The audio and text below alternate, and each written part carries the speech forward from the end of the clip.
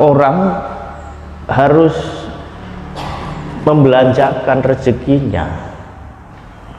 Wong kita hidup itu rezeki itu diberi. Nah, dari pangkal ini kita memang sudah dibedakan antara orang yang merasa bahwa rezeki itu karena usaha sendiri dan karena diberi. Nanti hasilnya itu berbeda. Kita sering mendengar orang, oh duit saya sendiri, keringet-keringetku dewe, sing golek sing kesel rekoso aku dewe, kowe kok pino karek jaluk. Pernah tak? Nah, ini karena dia merasa, dia pikir bahwa apa yang dia punya sekarang itu semuanya betul-betul hasil usaha dan keringatnya. Beda kalau orang itu meyakini di dalam dirinya sendiri bahwa apa yang saya punya sekarang semua adalah rezeki, dan rezeki itu tidak lain sumbernya kecuali turun dari Gusti Allah. Pun beda nih. Orang kalau merasa saya yang berkeringat, ya wajar kalau kemudian muring-muring kalau ada orang minta. Kok pinuk kowe karek jaluk, ngoten nggih. Tapi kalau kamu merasa bahwa rezeki ini dikasih Tuhan, dan Tuhan kemudian memerintahkan di dalam Al-Quran tidak hanya sekali dua kali, bukan hanya satu ayat dua ayat, memerintahkan bahwa anfiku yunfikun, infak, nafkah, semuanya banyak ayat. Itu artinya apa? Bukan soal sedekah saja yang disebut infak itu. Artinya gunakan, belanjakan rezekimu. Tuhan kasih buat kamu itu buat keperluan hidupmu. Maka yang paling sederhana ketika saya mengatakan itu di awal-awal dulu adalah Gusti Allah maringi rezeki kepada kita, ya kita gunakan. Jangan ditumpuk, jangan ditimbun. Lebih ekstrim lagi kadang saya bilang jangan ditabung. Ngono ta, pernah nggih? Rezeki kok ditabung. Lah dinggo pun nabung nganggo sesuk. Mangsamu sesuk wis jala pensiun. Wis ora maringi rezeki meneh. Ngoten. Cocok mboten? Cocok mboten? Rawani muni cocok, rawani arep muni cocok. Kok aku duwe buku tabungan akeh, kartune pirang-pirang, arep muni gak cocok. Piye? Lah niku ya ben ngono, tukaran dhewe ning jero ati masing-masing. Itu soal seberapa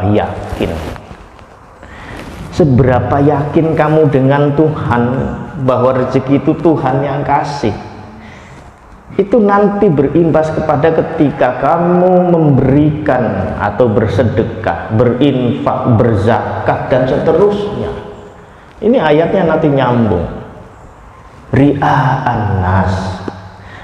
Ada orang, ya ayyuhalladzina amanu la tubtilu shadaqatikum bil manni wal adza kalladzi yunfiqu malahu ria'an nas, pamer.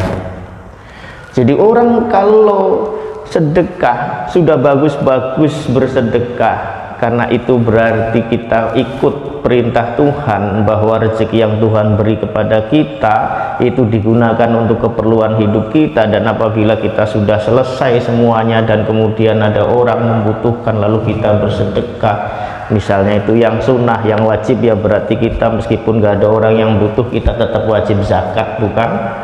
Lah itu jangan kemudian dihapuskan pahalanya. Pahalanya sedekah itu bisa dihapus, bukan berarti sedekahnya batal. Kan ada yang bertanya, Sedekah itu kan sudah terjadi toh. Niatnya sudah benar, yang nerima sudah benar, sudah beres, sudah dikerjakan 2 hari yang lalu, berarti kan sudah selesai perbuatan. Kok ada di ayat ini jangan kamu batalkan sedekahmu misalnya? Apakah sesuatu perbuatan yang sudah selesai dikerjakan itu bisa batal? Ya boten. Perbuatan atau amal sedekahnya sah, boten batal, belas boten batal sama sekali. Zakatnya panjenengan nek niate bener, mustahiknya sudah menerima dan semuanya dijalankan sesuai dengan syarat dan rukunnya, sah. Terus kok ada bilang bahwa jangan kamu batalkan? Begini jundrungnya, bersedekah itu amalan yang pahalanya tidak berhenti, jadi terus, namanya jariyah. Nah, kalau kamu melakukan tindakan-tindakan tertentu, satu misalnya pamer, 2 ngungkit-ngungkit, ngundat-ngundat, terus kalau pamer berarti kepada orang lain, kalau mengungkit-ngungkit, ngundat-ngundat berarti kepada yang menerima. Lalu kemudian sudah nggak mau ngasih tapi ngomong sing boten enak, niku nemen banget toh niku. Dijalui orang ngupai malah nguneni, iki nemen, iblis tenan. Karena di situ ayatnya qaulun ma'rufun, ngomongmu sing kepenak, wa maghfiratun. Nah, ini kadang-kadang masih sedikit yang menjelaskan piye toh yang disebut maghfirah, mengampuni, khairun min shadaqatin, luwih apik tinimbang sedekah, ya sebauha aza, yang kemudian setelah sedekah nglarakno hati. Maksudnya maghfiratun di situ ngene, kowe nek ngupai dijaluki wong terus kita nggak sanggup memberi karena mungkin sama-sama kitanya sedang tidak punya atau apalagi punya tetapi pelit misalnya, itu lebih bagus kamu mengatakannya dengan bahasa yang enak. Jadi jangan kowe iki angger ketemu kowe aku wis mesti kok dadi kemrentek gege arep njaluk, iya tenan gitu. Ambumu kuwi wis krungu ngeten kan mboten penak. Wis ora ngupai, omongane ora kepenak, itu yang disebut menyakitkan hati. Lah terus yang disebut maghfirah, mengampuni itu ngeten, wong niku nalika njaluk, kalau orang meminta itu hatinya itu sudah gak enak, apalagi kemudian ditolak, tidak dapat apa yang diminta, maka wajar kalau dia unen-uneni, kalau dia muring-muring, sing njaluk no lagi, sing jaluk mesti muring-muring, wong kok pelite ngono. Nah misale kowe iku lho ora tau ngupahi nek aku butuh, padahal kowe iku lho nek butuh aku yo nyanyo, ngaten kan biasa toh. Lah ketika kamu tidak bisa memberi saudaramu lalu kemudian dia marah-marah dan kamu mengampuni, lah itu mengampuni itu ngeten iki, ngampuni nek ndekne terus muring-muring, paham nggih? Jadi 2 hal, kalau kamu tidak bisa memberi maka yang harus dilakukan 2, 1 katakanlah dengan ungkapan yang enak, dan yang kedua ampuni, maafkan kalau dia ngomong yang tidak enak. Qaulun ma'rufun wa maghfiratun khairun min shadaqati atba'uha adza wallahu ghaniyyun halim. Hari ini saya tidak menjelaskan wallahu ghaniyyun halim karena butuhnya untuk mengantarkan kepada ayat berikutnya. Mengapa wong nek sedekah baik sunnah maupun wajib kados zakat niku bisa disebut syirik kalau dia ria atau pamer, karena begini tadi hubungannya dengan percaya karo Gusti Allah, ora nek rezekiku saking Gusti Allah.